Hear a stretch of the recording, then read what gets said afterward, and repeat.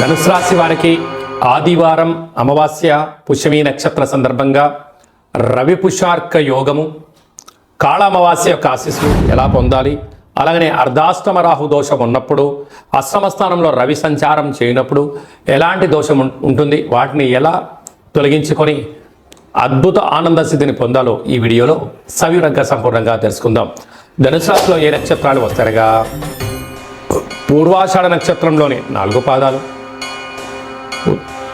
మూలా నక్షత్రంలోని 4 పాదాలు, ఉత్తరాషాఢ నక్షత్రంలో 1 పాదం కలిపితే ధనుసు రాశి అవడం జరుగుతుంది.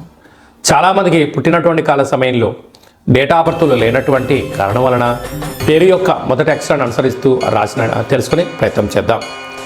ఏ, యో, బా, బి, బు, ధా, బా, డా, బే అక్షరాల వారందరూ కూడా ధనుసు రాశి జాతకులే.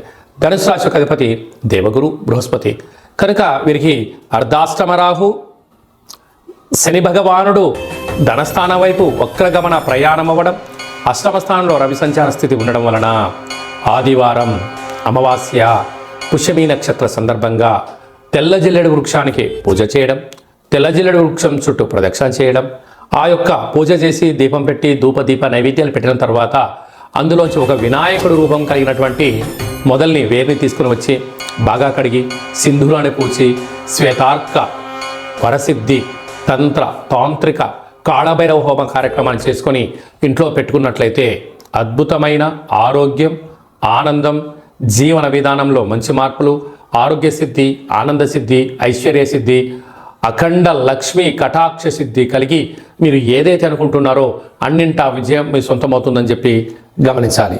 కనుక ఈ అమావాస్య అష్టమి తిథి ఎందున వీలైనంత వరకు మీ జన్మ నక్షత్రం రోజున అష్టమి అమావాస్య రోజున దూర వాయు జల ప్రయాణాలు పెట్టుకోవద్దు.